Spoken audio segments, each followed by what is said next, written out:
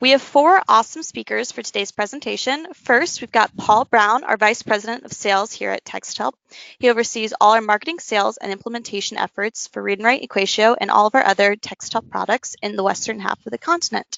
And Paul is also joined by our special guest, Susan Kelmer, who is the Alternate Format and Production Program Manager at the University of Colorado Boulder, Jennifer Peterson, the Lead Instructional Designer at the University of Alaska Anchorage, and Declar Coaches, an Assistant Professor of Mathematics also at the University of Alaska Anchorage. They'll be sharing some of the successes, challenges, and solutions many of you may experience throughout the process of bringing EdTech like EquatIO to your schools. And in addition to that, they'll also recap information from our February webinar on math textbook conversion and share some new insights on adoption, including how EquatIO helps math departments address the accessibility requirements of their course adoptions. So without further delay, I'm going to hand it off to our presenters. Thanks, Kira. Can you hear me okay? Yes, I can. Thanks everyone for joining us. As Kira said, we're really excited to bring you kind of the second offering of this conversation that we started a couple months ago. And so getting into this, what I do know is we're going to keep this to about an hour because at 3:05, that's when my Indians play the Minnesota Twins. And I know that Susan is, she's also a very big baseball fan, as are Jen and Claire. So interesting, I think they are from Colorado and Susan's in Colorado. So we've got all kinds of different teams we're rooting for. So what I wanted to start off with before we get moving is how did we actually get here? And by here, I mean, what are we doing today? What's this a result of? Back in November, I think many of you are familiar with the Accessing Higher Ground conference. And that's where I brought EquatIO in a session and Susan was in there. And when I showed some particular tools, we were really excited because we realized there's some new things that we didn't realize we could do with the program. And Susan really helped us understand that better. So we said we should let people know about this. So in February, we did this webinar on how to use EquatIO to enhance and really speed up the textbook conversion process for math textbooks. If you haven't seen that, I think a lot of you on this webinar have. If you have not, that link down there, text.help/M for math and then capital T for text, it is case sensitive, will take you there. So feel free when we're done here to go and view that. It'll probably fill in a lot of gaps, but we will do our best today to kind of bring us up to speed from there. And then most recently, a few weeks ago at the CSUN conference, this year in Anaheim for the first time, we had a lot of discussions with disability services people who understood what EquatIO now can do for textbook conversion, but were wondering really the main question is who should be paying for this? In other words, which department? And we've had a lot of disability services departments since that February webinar purchase site licenses or campus licenses of EquatIO to go down that road and start using it for a lot of different reasons, mainly for them, the text conversion. But there's a lot still that are saying, you know, is this something that really we should pay for, or should we look at other departments?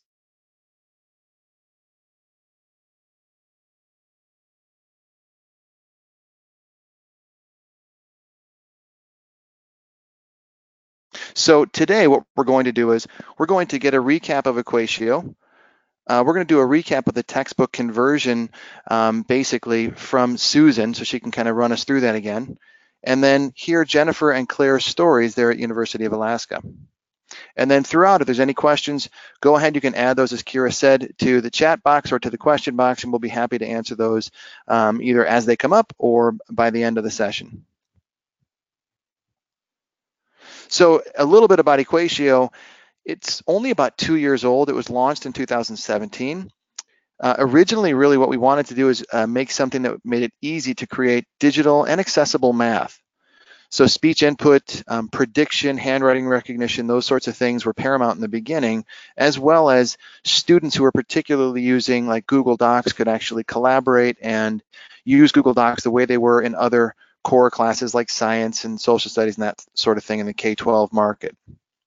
And for us, accessible really meant that instant alt text for text-to-speech. So when you were creating the math, it would automatically put the alt text in there. So for us, accessible in that a text-to-speech program like Read and Write or something else like that could come over and read that math out loud. But the point is, it was a very K-12 primary focus up front. So then last year, we added in something called the screenshot reader, which is an OCR for math, and then also the ability for those screenshots to capture the math ML and then pop those into a Microsoft Word document, which really opened a lot of things up. So what I wanted to do is just go back to that really quick and show really what that looks like. If you are not familiar with EquatIO or have not installed it, you can do so easily here. Just go to our website at texthelp.com, look for EquatIO, and you can do try now. And it'll just say, do you want the Windows version, the Mac version, the Chrome version, or the web app? And today I'm going to show mainly the Windows and the Chrome version. If you're using the Chrome version or you're in Chrome already, you can just also go to the Chrome Web Store and add it right from there. So I'm going to show those two tools fairly quickly here. Essentially, here's some math on a web page. And I've got the Chrome version installed here, but I could also open up the desktop version I also have installed here, the Windows version, and I would find the screenshot reader on that as well. So here's that screenshot reader. And essentially, the first thing that I showed the group at Accessing Higher Ground was that I could pull a box around some math.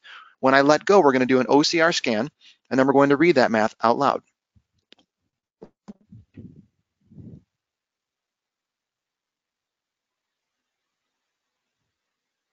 C dv sub L over dt equals L sub b, the hyperbolic tangent of open paren kappa times open paren v sub in minus v sub out close paren over 2 close paren. So we're able to identify that math and read it out loud. And so I'm going to turn this over to Susan right now before I go on. And Susan, this beyond what you had seen previous to this, which was the authoring tools that we'll show later on, what was the reaction from you when you saw this ability? Well, I was not alone in the room. There were quite a few people in that room, and a lot of them were my colleagues that I've worked with over the years doing alt format, and one of our biggest, hurdles is math. And we saw this happen. We thought, well, that's kind of cool. That's more than EquatIO could do before. We were very excited by that. But then there was that extra thing you did. Would you like to show them the extra thing that you did that got everybody's jaws to drop? Sure. So that was reading it aloud. And then I went and said, hey, you can take the LaTeX, and I think I showed you can copy the LaTeX and put that into EquatIO in a different format, or I should say like in Word or something, and then that would actually put it in there accessible with alt text. But then I showed that there was this copy math ML. I didn't really know what to do with it, but you all said copy the math ML, go and open up a Word doc. And so if I go here and open up a Word doc and I click on, that's not the one I wanted. What in the world was that? All right, let me try a blank one. So I paste it here. Then you said what we want to see is if you have math type installed, the ability to double click on it. It created it in math ML, and then if there's anything you have to change, you can do so using what I have installed here, which is math type, right? Exactly. And so this is when everybody's head exploded because we have not had in the past any kind of reasonable way to OCR math.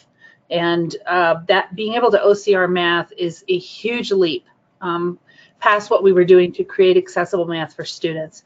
So at this moment is when everybody kind of looked at each other and thought, what? Wait a minute, we have to test this. And we couldn't wait to get out of there because, you're talking. You keep talking. We're like, just be quiet. We're going to go now and go play with this thing, which we did and found that it worked and it worked very well. And this was a huge leap forward in just, you were talking about it as far as having a student use it to read math out loud.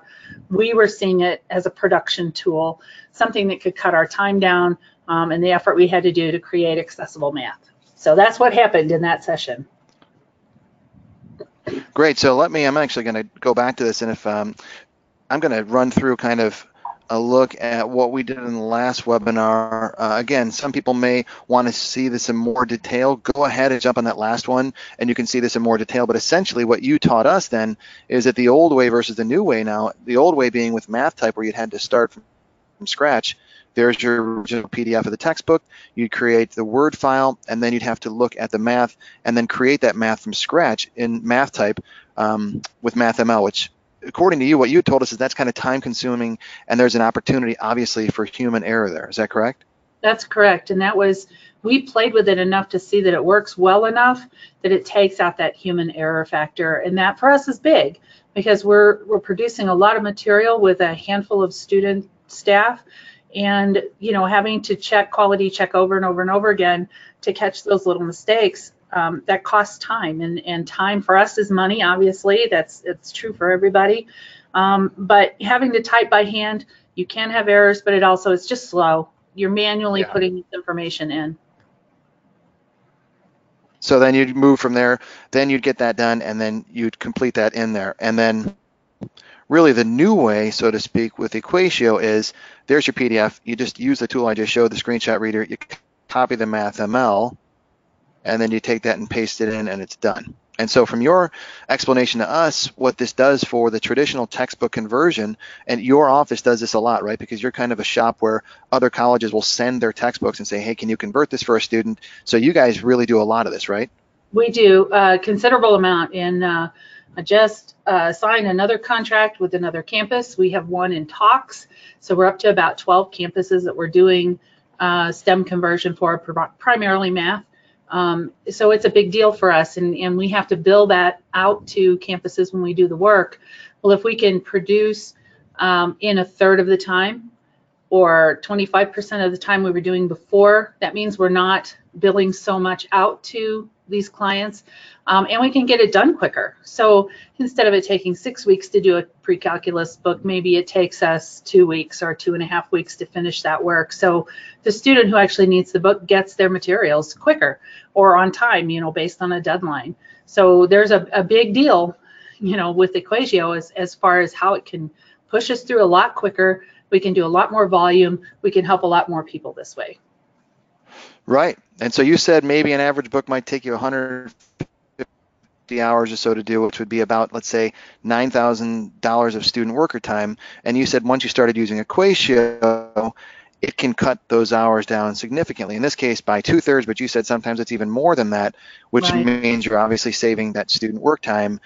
So you're saving, it could be like $6,000 a book, which for an individual college doing it on their own, obviously saves them time and resources, or for a place like you, not only does it save money for the end user, but you can do more in the same period, right? Right, yeah, and being able to bill out not a $12,000 job, but a $5,000 job, campuses are all about budgets, and when we can save them that kind of money, that's huge. And they're hiring us because they don't have the funding to create their own production center, to hire the staff, to train the staff, to get the software.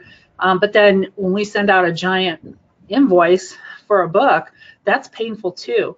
And so if we can get that cost down, I feel better about it. I'm sure the campus, when they receive the invoice, is like, oh gosh, this is not so bad, and I'm sure it's a relief to everybody. So, just from November on, I was so excited and just couldn't wait to get back to my office and start actually putting this into practice with our production process. And it's been a big shift for us and very valuable. Yeah, it's great. In fact, you mentioned that about a couple weeks ago, we were in Utah and walked into a larger college there, Disability Services, and they said they had just sent out a math book, and the bill, I think, for it was about $13,000. And so it really can affect not only you, but also those colleges out there, possibly allowing them to do it in-house now. So before we move on, I'll bring this over to Kira. Are there any questions right now for Susan before we look on into the other aspects of the program and then talk with Jen and Claire? Hey, Paul, we don't have any questions yet for Susan, but we did get a question come in just asking where you access the screenshot reader within EquatIO. Sure. I'll show that here in a minute. In fact, this is my but wait, there's more part. So we'll do that. So in terms of the math, actually, real quick, before you jump back in, we did have a question just come in for Susan. This was from Alice, who's asking, are you only doing conversions for Colorado? No. So we have, at this point, clients in Delaware, Pennsylvania, Florida, Illinois, Tennessee, California, and Oregon. So it's spreading out. Some of the producers of math, STEM, alt format are no longer doing that work, or the timeline to produce it is way too long. And we can produce quicker. Even without EquatIO, we were producing fairly quickly. We just became another resource, and so we get referred out a lot by these other organizations that no longer can take in work, or they're just so far behind. It's going to be a year or 8 months or whatever. So it's kind of grown organically. It's not anything we jumped out and sort of offered to do. It's just, somebody would complain on a listserv about, I need this thing and I can't get this thing.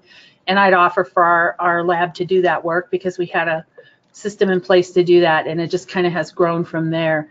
It's taken a lot more management on my end than I ever thought it would. Keeping up with all the jobs and making sure everything's getting out in time. But it's rewarding too, because we finish, we send it off, we get feedback from the student if there's any issues, and then we can move on to the next job, and we really feel like we're doing something valuable for, the community in general. That's great. And at the end of this, we will have my email address as well as Susan's and Jen's and Claire's in case anybody wants to get in direct contact with any of us. So at the end of this, we'll have those email addresses as well. And certainly, if you're a college or need help with the conversion, Susan is your person for sure. Great. Thanks, Susan. Kira, any other questions? We actually just had several come in. So Molly was wondering, she had a few questions. She was wondering if EquatIO works within Abby, and then she also was wondering, or if you would just use EquatIO once you export it your math to a Word doc. She's asking if there's any way to have. Oh, sorry. Go ahead. Yeah. So EquatIO is not going to work inside any of your OCR programs. That's not how it works. And so we OCR out from usually PDF. So we OCR out the file like we normally would for any text file we were working on, OCR out that to Word. And then we would open up MathType, and that's how we would enter equations. So instead of having to open MathType and type those equations out, we're using EquatIO's screenshot tool to grab the math and save that MathML and pop it into the Word document. So we're shortcutting having to pull up MathType to hand type in an equation. So that's where our time savings is being able to grab that in, because EquatIO is running OCR on the math comes over to MathType ready to go. So we just pop it right into the Word document. It comes in as a MathType equation. So if I needed to edit it for some reason, it cut something off, or I didn't grab, it would be me. I didn't grab the right equation or the right part of the equation. Then I can still fix it by opening it in MathType. But I'm not having to hand type every single equation in MathType. So that's the value of EquatIO for us. I can add on to there, Susan, that also one of the things I'll mention later on is we have plans for later on this spring to allow someone who just pasted the MathML from EquatIO into a Word doc to then be able to use EquatIO to edit that MathML. So in some cases, some of the tools that are embedded inside of MathType, we will have embedded inside of EquatIO, so you can just continue to use it there. Great. Kira, anything else? We have a couple questions coming in about PDFs. Anissa from University of Arizona is wondering, if you have an accessible PDF but the equation isn't correct, is there a way that you can edit the equation in that PDF? No.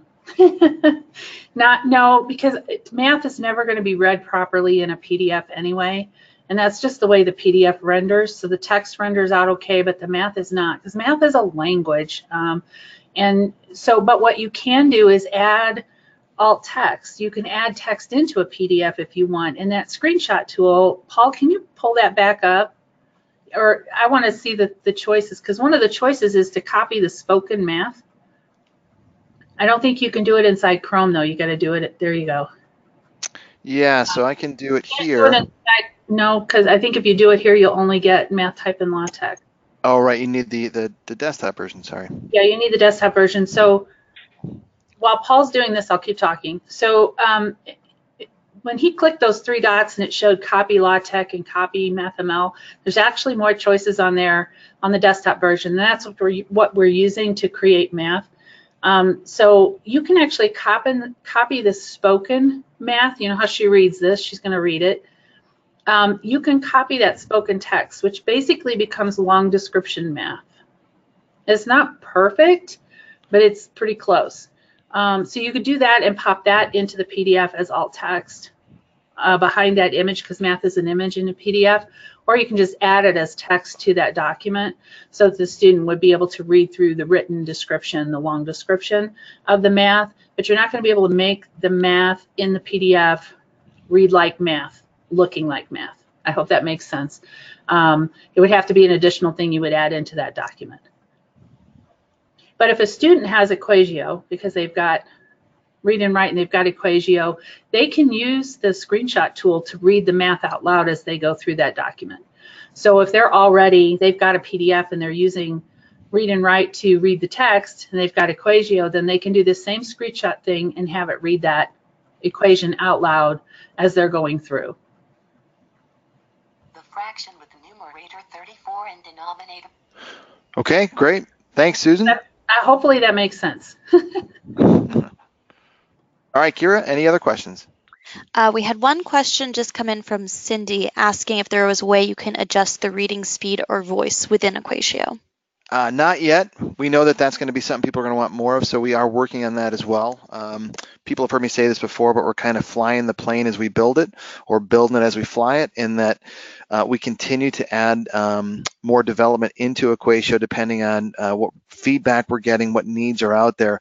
But we do know, obviously, being a text-to-speech company for literacy, that we do want to have more options there, not only the speed, but also the voice type as well. So our plans are to continue to add some of those functionalities in hopefully the nearer future. Great. And then we had one last question come in about using EquatIO with chemistry or physics. So when you have EquatIO, right now, a couple things to show is, for instance, when you go to the options here, you can change, let's see, the math options here. You can have it so when you're using like prediction, you'll be able to turn on chemistry, you'll be able to turn on formulas. I think out of the box, in other words, default, the only thing that's checked is math, but you can go in and add chemistry and formulas. So we are adding more of that to EquatIO as time goes on in terms of STEM and that sort of thing. So when you start to use, and I'll show this in a moment, like the word prediction, or I should say the math prediction, those will start to come up. So what I'll do now, Kira, is I'm actually going to take this and I'm going to go back to this Word doc. And what I want to do is just show a few of the authoring tools here and then turn it over to Jen and Claire as well. How can you create math? And a couple ways to do this are, if you've got a microphone on your computer, you can do speech input. So I can click here, and then my computer's going to hear me, hopefully. And I'll say a squared plus b squared equals c squared. Let me try this again. Oh, there we go. So I can stop it there, and basically I can delete anything I don't want in there. Oop, got a couple things. And then I can insert that math. So what it's doing is it's hearing what I'm saying there, it's taking that math, and then it's going to pop that into this Word document.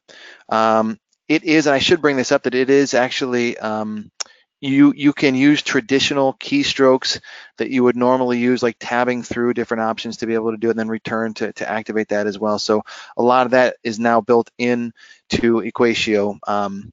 So that is the speech to math. The prediction I was speaking of here, basically I've got all the other ones turned on, so I can put in here like quadratic formula, which is the only thing I still know. I can insert that, which is great. But someone had asked about, is there STEM and physics in there? And yeah, so if I wanted to go in here and put in aluminum triacetate, I could choose that as well, and it's going to pop that in as well. So, and that's because I have the formulas, that was checked in this options box right here. So again, there's some other things here. If you do have some questions or you have some ideas of can it do this or that, you can always choose send feedback. That'll go right to John McGowan, who's our developer. And then help and support. We've got some great tools and resources on our website that'll help you if you have any questions about it. And then some of these other ones I'm gonna actually leave here, and I'm gonna go in just to purposely show the version of EquatIO that works inside of Google. Some of you are Google campuses, so not only do you have the rights to install EquatIO on the desktop, but let's say you're Google, you can also use the Chrome extension version, which essentially, when I choose here, you're going to see that in the bottom, and that's actually coming through Chrome for me. So the other things I can do, if I'm a professor that knows LaTeX, I can use the LaTeX here. We'll pop it in there and then put it in the document. As I showed before, when you're on this web page, let's say you found some math and you use the screenshot reader to read it, you can also then copy the LaTeX there. You can go back into EquatIO, either on the desktop or here, and you can paste that LaTeX in, and then there is that, that math that basically we've just popped in there. And I should point out, in case this is brand new to you, it's accessible, this math, in a couple ways. One, because the alt text is already there. So when a screenshot reader comes, or I should say a text-to-speech tool comes around, it can read it. And then secondly, let's say I've shared this with someone else and they see the math, but they want to change it. They can choose Edit Math, and it pulls it into EquatIO there, and then they can go and edit that math if they'd like and pop it back in. So it is editable. Last couple tools here, handwriting recognition. This is actually becoming more popular in like the K-12 space, where they have students who are using like whiteboards and that sort of thing. So I can, in this case, I've got a touchscreen computer. I can just put my math in there, and I've got it in there, and oh, I didn't like that. I'm gonna go back and erase all that, and I'm gonna put in 7x, which I know isn't right, but so at any rate, I can pop that in there. And then many of you are familiar with the Desmos component, which I know Jen and Claire are. So if you wanted to insert graphs into your document, you could do that. So here I've just created a graph, and I can change the value of z, and it's going to change what the graph looks like. And then when I'm happy with it, I can insert that graph directly into my document.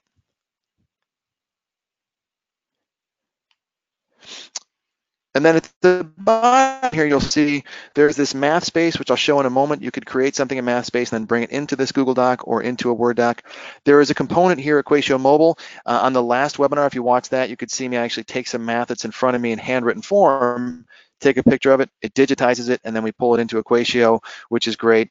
And then there's that screenshot reader capability down here. For the Desmos component, I will say that there's a lot to Desmos. It's a separate company. We bring that graphing tool in. They've got a lot of cool resources up there in terms of, they've got some templates. They've also got a lot of accessibility built in. One of the ones that I like to show is for people who are visually impaired, they've got some tools directly inside of Desmos. In this case, they call this the audio trace. So it actually gives the student or the user an idea of what the graph looked like using sound. See if you can hear those 4 audio features. So again, that's all embedded inside of Desmos on its own. So I'd encourage you to check out their accessibility page. It's great. If you are a Canvas user, we've now made it so we made an LTI of EquatIO that goes inside of Canvas. So here I am either authoring content, or I'm a student who is responding to content inside of Canvas. You'll see here in the text editor, I have this EquatIO button. So when I choose this, now I can go and use the insert methods or the authoring methods with EquatIO to either put in my question or my response if I'm a student there. So if you're a Canvas campus, this is a really, really great opportunity. And last couple of things here, I did mention that there's the math space, EquatIO math space that comes along with EquatIO, and this is really what this is. This is an open format that's really intended for math. So you can do a lot of things here. You can create an assignment here, or create a math page, and then share this with your students with a link, and then they will get a copy that they can respond to, again, using all the tools in EquatIO. We've added some newer ones here, protractors, rulers, that sort of thing in there, a lot of different manipulatives as well. So it's kind of an open space to create something like a math document that you can share with your students, they can respond to, send it back to you. Now lastly, if you are a Google campus and you are using forms, or some teachers are using forms, or professors, you actually would see then EquatIO there when you're creating in your form. So you can actually use EquatIO to add that directly inside of your form. And then I know some professors like to teach with Google Slides, and it now works inside of Google Slides as well. And then I think a lot of you are probably aware of this, but if you're not, we have some very helpful videos on our YouTube page for EquatIO. And if you really want to learn how to use the program, go to training.texthelp.com. There is a free professional development aspect there. You can go there and learn how to use EquatIO, and then you produce something with it, and then our trainers look at it, and they'll make you basically EquatIO certified. So that is free, again, at training.texthelp.com. So I've kind of run through the main authoring tools of EquatIO. What I'd like to do now is show a couple things. First of all, here, you probably see it on my screen there. I mentioned this earlier. In development, we're hoping later on this spring, closer to summer probably, you'll be able to take that Math ML and edit it directly inside of Word using EquatIO. Another piece that we have had a lot of requests for, particularly from higher ed and disability services, is the ability to maybe have a toggle in the options where when you create math using the authoring tools, we'll also copy that math in MathML to the clipboard, and that way you can just paste it into Word, and hopefully maybe someday Google Docs. Right now they're not really happy with MathML in Google Docs, but at least into Word. So when you're authoring, you can have the option to also create that in MathML format and paste that in. So what we see internally and what we've really heard, and this is kind of the point of this webinar, is there's a lot of different areas that EquatIO can help out with. In the conversion process, as Susan has documented so well, disability services really has some needs there that it fulfills. In creation, we'll hear more from Jen in a minute about instructional design, the consumption, and the collaboration, particularly for those campuses that might be Google, where the students now can actually collaborate using math inside of Google Docs is great. And the compliance. I'm clear on this in terms of what that means for her department. It really helps across the board in so many different areas of a campus. So this goes back to the question of, is it really just disability services who should be providing this, or should we look for campus partners because it does so much across the campus for so many different areas? So with that, I'd like to turn things over to Jennifer Peterson, who is a lead instructional designer at the University of Alaska, as Kira said before. A couple things about Jennifer that we learned earlier this week. Her department, one of the things they're supposed to do is really pioneer new tech.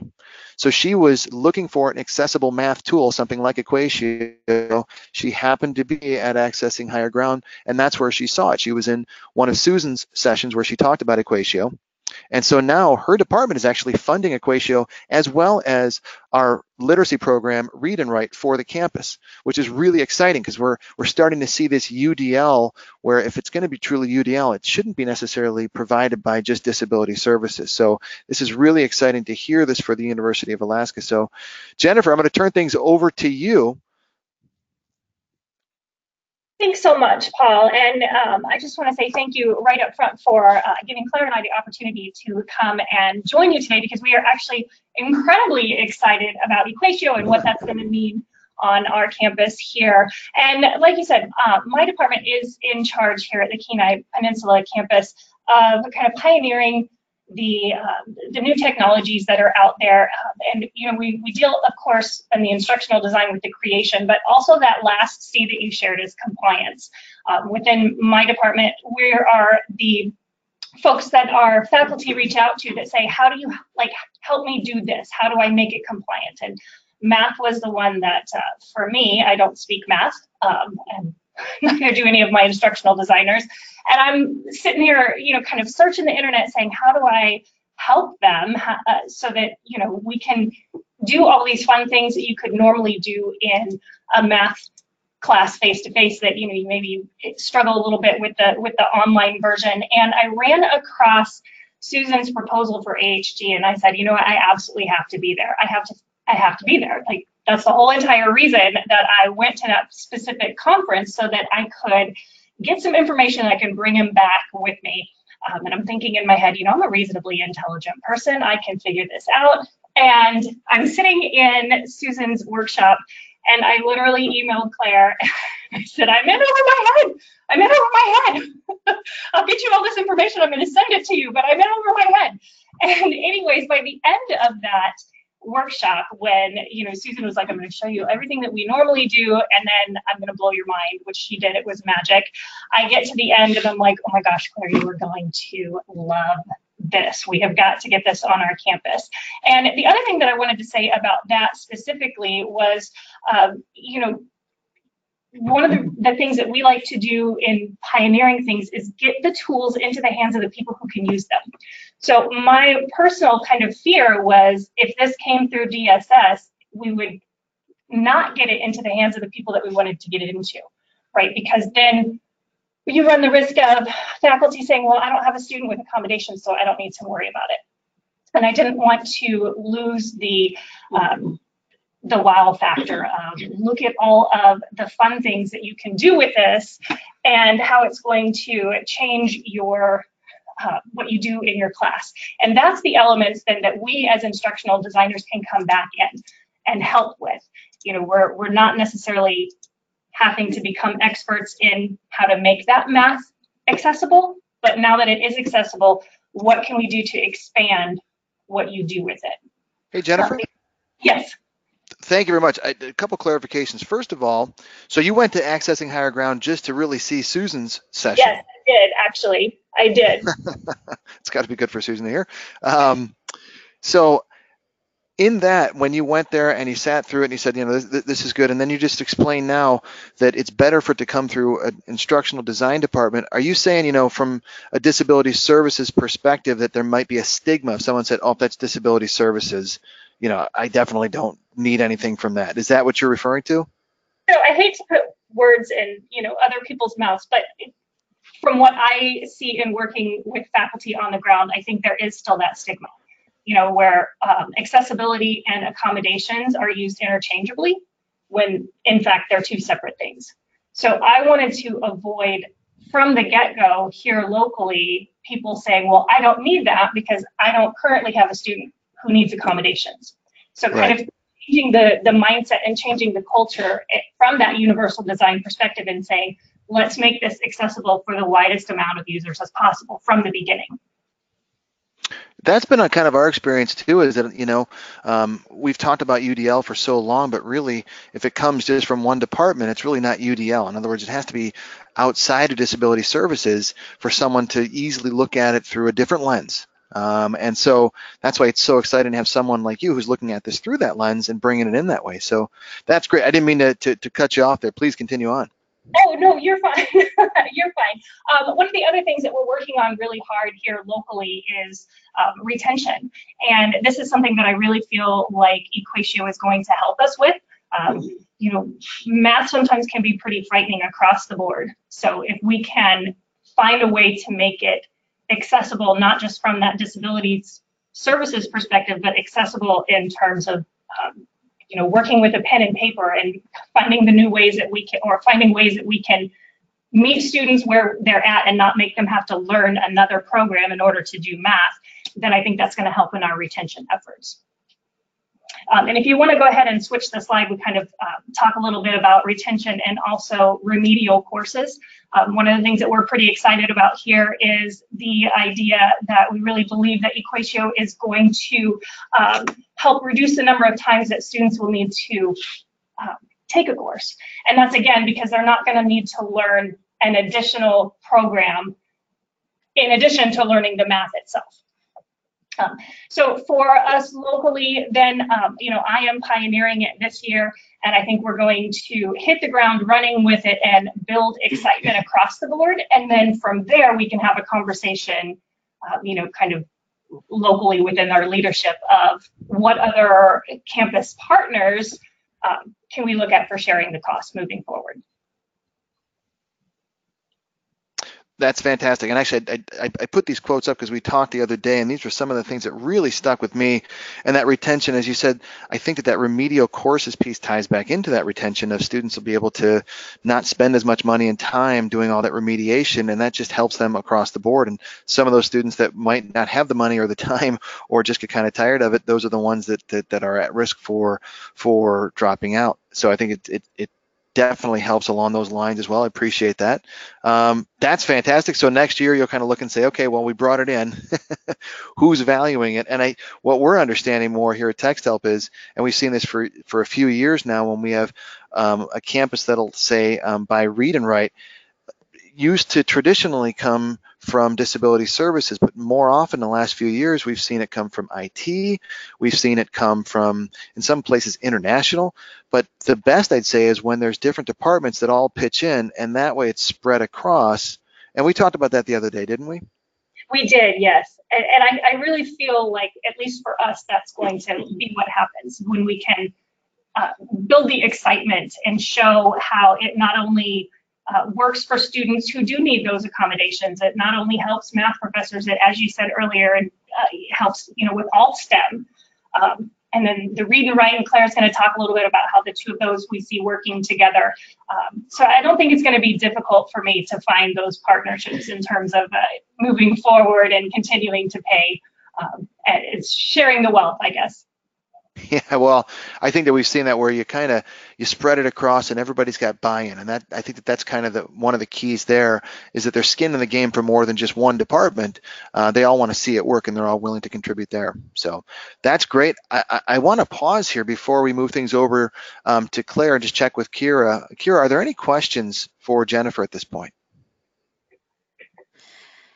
Hi, Paul. We don't have any questions specifically for Jennifer. We have some questions more relating to EquatIO and Canvas and the PDF reader. So if you want, we can answer those now or hold them off till a little bit later on. I think what we'll do is hold those off till a little bit later on because I want to continue with this part of the conversation here.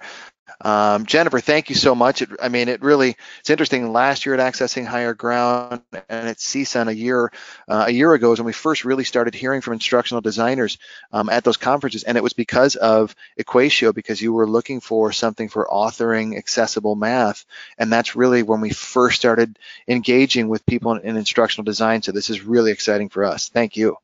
You're very welcome. So I'm going to move things over here now to Declar Coaches. So a couple of things about Claire. At the University of Alaska, Claire teaches predominantly online courses, but her point the other day when we had a discussion leading into this webinar was that more and more content and more courses are moving online anyway. So even if you're commuting and sitting in that classroom, you are still doing a lot of things online.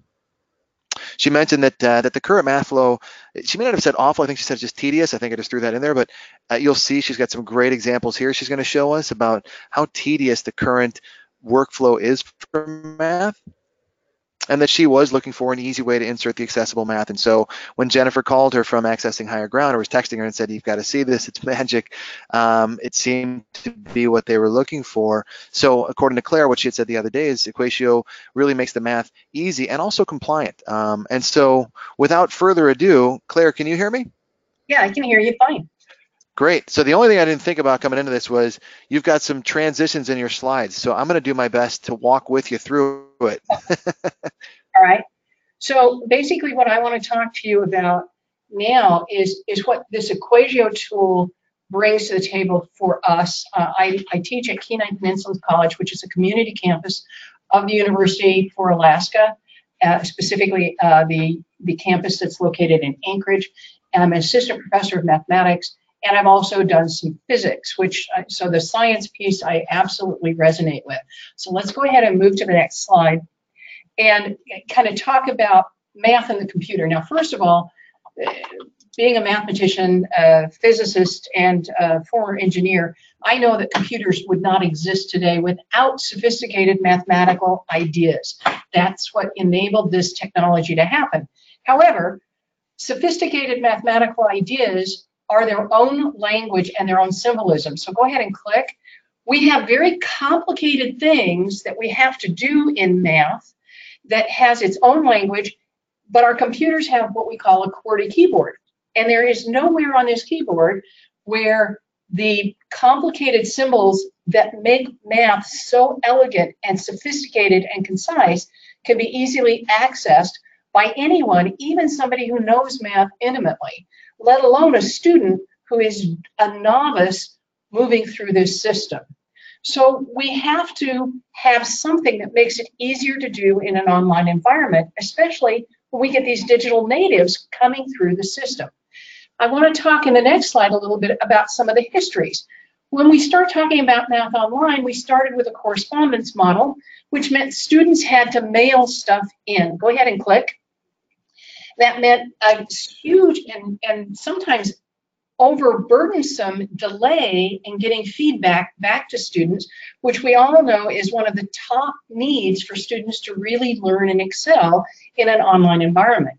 Then we moved to a hybrid model. In the hybrid model, the students would work online, but would actually hand in work in a physical classroom and do the interaction piece at a separate synchronous event later on.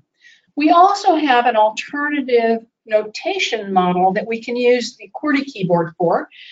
Some examples appear here, but these are very, very simple mathematical concepts. You'll notice there are no del operators, if you even know what that means. There's no partial derivative formats. There's no symbolic way to comfortably express something more than a square root. For example, a seventh root, or something in terms of complex exponential form without doing parenthetical notation. So it becomes very burdensome, and multiple keystrokes are something that can put students off. So this is part of the history. Let's move to the next slide for the next part. Now we also have the ability, later on, they develop software tools like MATLAB, Maple, Mathematica, computer algebra systems, tools that students could use. Go ahead and click. When we do that, I'm expecting these students to learn a new type of syntax, a different language than the math itself, but the language that will take the language of math, put it into a software tool, into a code language, and make that work. Now, I'm trying to get these students to learn algebra, and now I'm going to throw this code at them. That's not going to work. The other thing is to use automated online homework tools, which is something that is not universal. If I'm working in a WebAssign, it's a different kind of way to enter answers than it might be in XYZ textbooks, which is different than it might be in Connect Plus with McGraw-Hill, and again, different than it might be in my math lab, which is a Peterson product. Those things all are very nice, but they don't have a really good, comfortable working space where students can demonstrate their work. They simply give an answer. Let's go ahead and move to the next slide. Now, part of the problem with the accessibility is accessibility for mathematics in a virtual world is not entirely about ADA compliance. Math itself can be hard to access even without a disability. The next click would give me math is not easy to use in a virtual world. It takes a lot of careful thinking, and it takes multiple software tools that are platform neutral. We have to have it be platform neutral. I can't have students saying, I'm on Safari, what do I do now? I'm working on a tablet over here, what do I do now? And some of the examples of this is a LaTeX tool, which is, you just saw what it could look like with that syntax with that, may not always be compatible with the screen reader on the other end. So that making all of these different tools work together can be really problematic. So let's go to the next slide, where my big thing is just getting a right answer isn't all I need to care about. In fact, I don't care about the right answer. I care about how they get there. And I need to be able to see their work. So students can try and write with a mouse, which can, and the example you're seeing here is very legible. They can take an image of their work and email it to me. They may actually send me a scan of documents separate from the tool I'm grading in. Or they can maybe use a math template, which if this comes from my math lab, they have to click to open the first thing, then they have to expand it, then they have to expand it again, and then finally they can begin typing it, but they have to know exactly which template to use first and in which order to put it. And you'll notice that sometimes they have to even resort to going back in and putting written stuff on top of that to make sense. This is an example of some, not all, of the work I see in any given test when I ask them to show work, where I'm giving them feedback. And I'm assuming that when they send an image, it's actually rotated so that I can actually read it. So let's go on. I can do it this way and keep doing it this way, or I can use EquatIO. And when I saw EquatIO, I was like, I got to have this, and I got to have it now. It's fully integrated for ADA accessibility. It's a one-shot deal to give my students the ability to show me what they really know. The screen reader is part of the package so that they can hear it read back if they're not speaking math fluently yet. They have the integrated Desmos piece, which makes it more accessible for that graphical information. Now, does it make it accessible for really complicated graphical information? Not yet, but I fully trust EquatIO is going to get there. Paul, hint, hint. Go on. This gives them the option in the EquatIO tool to type, digitally write or speak their work and get to see what it looks like so they can check their notation errors and they can troubleshoot it up front. And the notation isn't the thing that holds them back. So this is huge for me. And I'm seeing it from the perspective of the student, making it easier for them to do it with EquatIO as their tool when they're going to demonstrate their work for me, so that I don't have to give them a multiple choice test where they reverse engineer the answer and don't actually demonstrate understanding, or they give me an answer of 2, but they don't do it the right way. They might have just looked it up in the back of the book. So I want to see their work, and this makes it possible for them to do it easily and comfortably, and it makes it functionally literate and readable for me to be able to actually assess their work and grade their work more quickly. This is why I'm excited about EquatIO. That is fantastic. As I said, why you really, it's obvious that you present online, because this is just, it flows very nicely, but I think it's just so many great points there. And as I hear you speak about this, you know, I'm not sure where Susan comes in terms of the math professors at either at her college or that she knows of, in terms of, is this what all math professors believe? Probably not necessarily. So we understand that you are kind of at the cutting edge, where you are looking at a lot of things, the ease of it, the accessibility aspect of it, so many things. So I'm going to open it up basically now. I'm not sure, Kira, if there's any questions that are out there. I'm not sure if Susan has anything to kind of respond to there, or if Jen does as well, but really, really fantastic. Claire.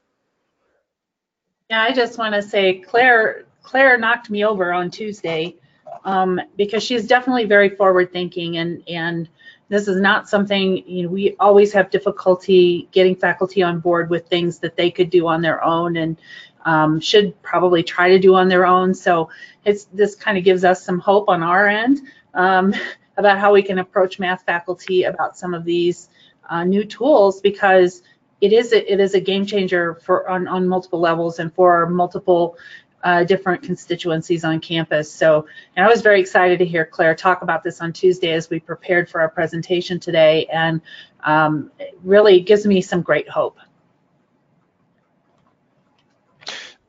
Susan, you also had a little experience, because I think in your campus, you know, in terms of looking for funding for that, and I think throughout maybe Colorado, there's been some explorations, maybe that's a safe way to put it, of who is going to own this and where does this fit. And so can you give us any insight into that? Anyone? Yeah, so we actually, some people know this, about 5 years ago, the Department of Justice came in and whacked us on the head for inaccessibility of our online portals and some other stuff.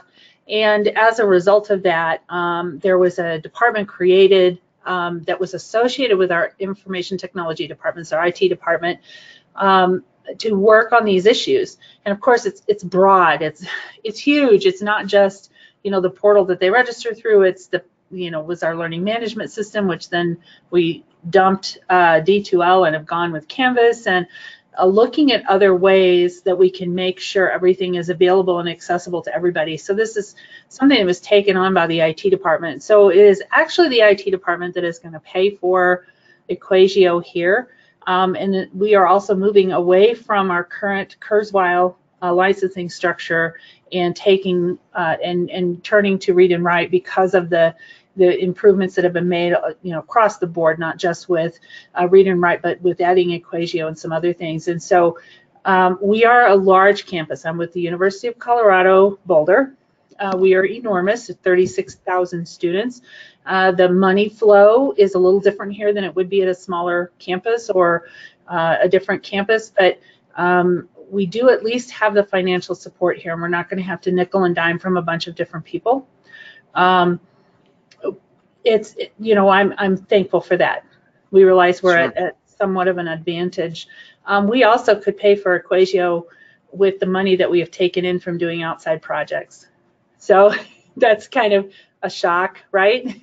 That's how much money could be saved by campuses just by having a tool available to them. So, but anyway, that's how it's being handled here, and I believe we're moving towards it for fall semester, which is awesome. We're excited to have this tool, and because we're a Canvas campus, having the LTI inside Canvas is is a really great move for us.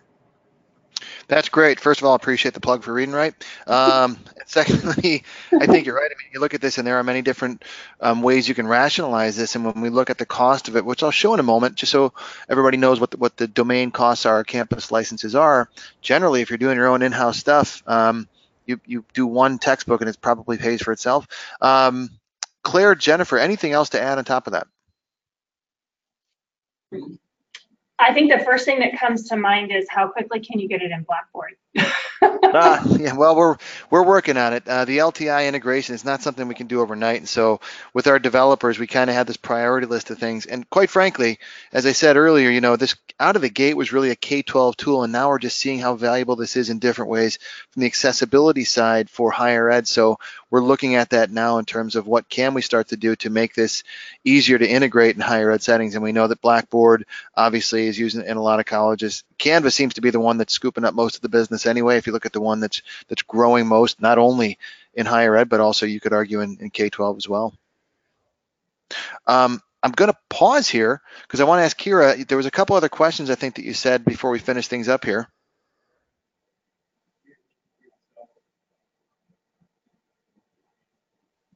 Hello, Kira?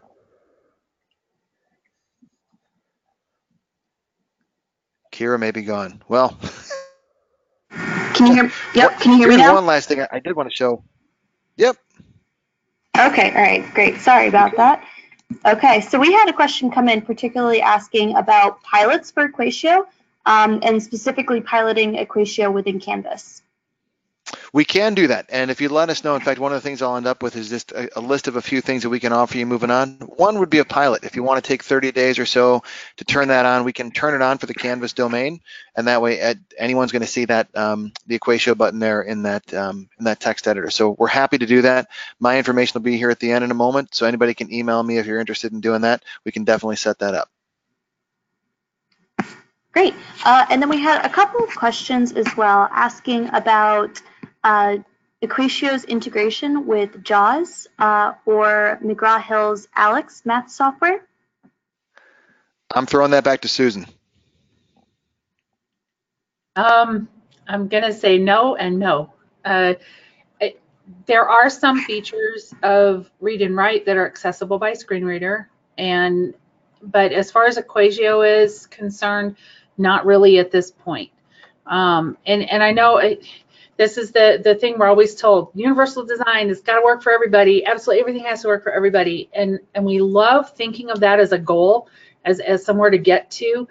But those of us who are creating alt format and working with students know that that doesn't actually exist yet. It's the holy grail. Can we get there? I don't know. But right now, this is not a tool that a student using a screen reader is necessarily going to access.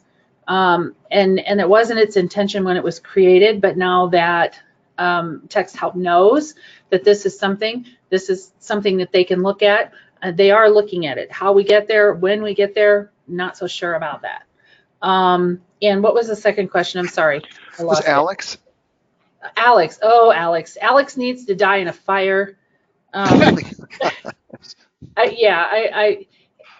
This is one of those things, campuses have bought this product and there's no reason it cannot be accessible, except that the people at Alex are still making the money because people keep buying it. And so they'll say, oh yeah, we're working on that, but they don't actually work on it and they're not changing it. And the only way that Alex is going to step up and do what they're supposed to do and make that math completely accessible to a screen reader is if people stop buying it.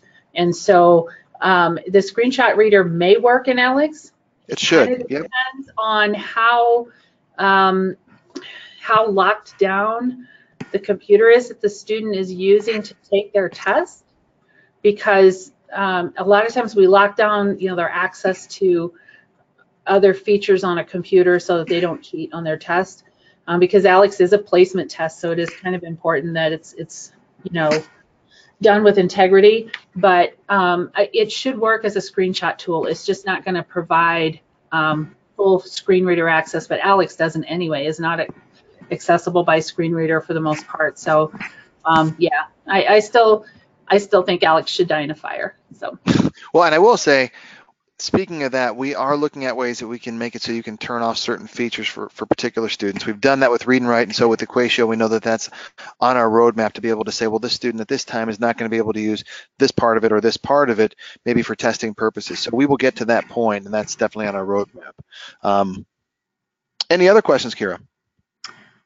Yep, we had a question asking if EquatIO, if a student can type an equation into EquatIO from the QWERTY keyboard. I may have mispronounced that. Spelled QWERTY. I'm not familiar. Susan, any thoughts on that? Well, the QWERTY keyboard is the keyboard we use all the time. So it was like it was like Claire was talking about, that we have this keyboard, but it doesn't have all those cool symbols on it. So that's where students may get lost. You should be able to use some symbols, but that's going to be really limited. So speaking your answer or handwriting your answer or your work, it's going to recognize that and run the OCR and create nice, pretty text-based math. So that's my recommendation for that you're not going to be able to type everything in on a keyboard, but you can speak it or you can write it. So those are two other ways that EquatIO will pick that up.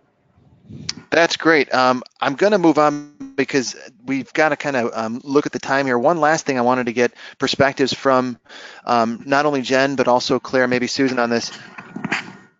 Something we came across a couple weeks ago, some folks at the Salt Lake Community College, we were out there, and they shared with us basically they've got this compliance checklist when curriculum tools are going to be chosen. Really, the faculty and the departments are expected to look down here, and some of the things that they said EquatIO definitely checks off are some of the things that I'm highlighting right here. The answer should be yes to can it be read aloud by text-to-speech? Is it navigable with keyboard commands? It should be yes, which it is with EquatIO.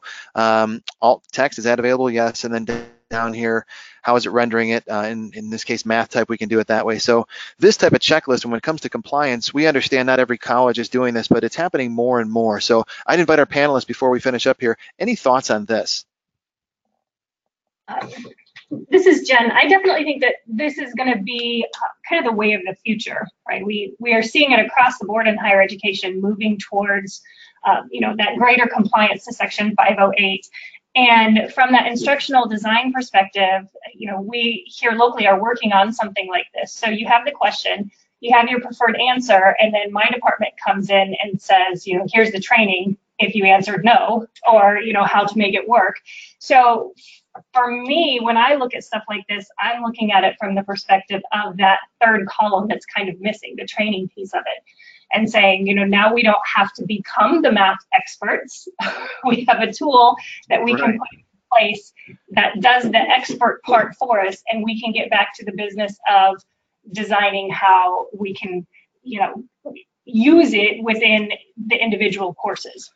And I think this is clear. I think the other value to having a document like this is that, we've come into this accessibility world. And in this case, I'm talking about the ADA compliance piece, where we've been told you have to be accessible. And then we as faculty say, okay, yes, but what does that mean? Because we're math people and we think math, we don't necessarily think, what that accessibility piece looks like, the adequate contrast or the correct font selection or whatever that detail is. We can say, okay, you have to have closed caption, or you've got to have screen readable, or we've got to, and it's great. So tell me what that means. And then once I know what all those details are, things that I have to think about that I haven't even thought about, this is what allows me to do that. I can go in and say, oh, wait, there's that alternate, transcript, or I have to think about the format that I'm going to be using and not just put it out there and worry about it after the fact. So it both gives the faculty who aren't necessarily looking for these things and don't even know what questions to ask, they can now formulate the questions and look at their own course content and their design goals and understand what they need to be focusing on, and then be able to go in and ask for the specific training they need. So that's what I see the value of this particular document being for faculty. So it defines basically when they talk about accessibility, what does that mean to us? And this helps them understand it. So Clint and the guys at Salt Lake City Community College did a great job with this. We hope that, as you said, Jen, this is going to be something that's going to happen more and more. And I feel like I'm hearing more people talking about the fact that they are moving in this direction and defining these on campus. And so hopefully we're going to continue to see more of this. And that's where we see EquatIO being able to help check some of these things off. It may not be a perfectly accessible environment, but with EquatIO, that can really add some accessibility to what you're already bringing in. That's great. I'm gonna move on here just because we're kind of up against the time here to make sure that people are understand basically the last couple pieces of it. The licensing, which I did mention in the last webinar, hasn't changed, but to give you an idea of for your campus or domain, as we call it internally here, this is what the annual cost would be. You see the single user there. So underneath that, I did put here a reminder that if you're going to be doing textbook conversion, we've got these third-party agreements. We don't create every piece of EquatIO. We bring some other tools in. And so you'd have to have a domain license there. And I think one of the things today was to help understand through campus partnerships, basically, it is worth doing the domain beyond just conversion to give so many students, all students and faculty, access to the tools of EquatIO. And then if you do have Canvas, as Susan's campus does, and you want that LTI integration, it's a bit of an upcharge there. You don't have to do it, but if you are a Canvas and wanted to add that in, this is the cost to do that.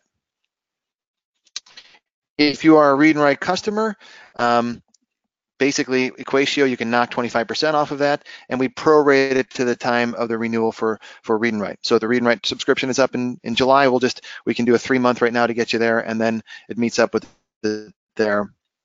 If you are not a read and write customer, but you do want to add it along with it, you'll still get that discount. And then there's basically 3 ways that if you want us to quote this for you, we could do a 3-month, which would take you from now to the end of June and basically into that July budget cycle. You could do a 12-month, which takes you for the next 12 months, but it might leave you stranded a little in April. Hopefully you have the funding to continue it then. Or we can do a 15-month, which would finish out this school year as well as all of next school year and then land you back in July for that for the beginning of that budget cycle. If you want a little more about that license agreement, you can see that at that link there, text.help/math textbook. We will be at AHEAD this summer presenting. We're also talking about Susan, and I think Jen is going to be traveling to Accessing Higher Ground again. So we're going to look to submit a session to kind of do this in a little updated version in November in Colorado. So look for that. If you're going to be there, we'd love to see you there. Hopefully it'll get accepted. And in terms of our team, we can do these webinars online or even on site if we're local there to be able to show this to your campus and campus partners. We just had at CSUN, we had some folks from Michigan say, hey, could you come out to our Michigan AHEAD conference? And we are doing that to present EquatIO there, so we can do that for your chapters as well. As I said, if you want to set up a pilot, let us know. And if you need a quote for any of those options, you can let us know as well. And I think we're kind of up against it. So if there's any questions that we haven't been able to answer, what we'll do is we'll attempt to email you back any of those, any of the answers that you've got there, just to make sure that your questions are answered. In the meantime, if you want to communicate with any of us, I'm putting all of our email addresses up here. So hopefully you can see that okay. So for me and for Susan and Jennifer and Claire, please feel free to reach out to us. And I do want to thank all 3, Susan, Jennifer, and Claire, for joining us today. This has been really, really helpful, not only for me, but hopefully for everybody out there. So I'll leave this screen up, but with that, thanks to all of you and hope everyone has a great day.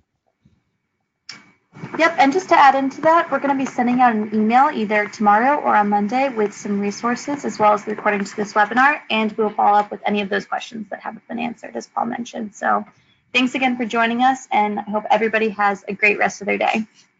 Thanks, Kira. Thanks, everyone.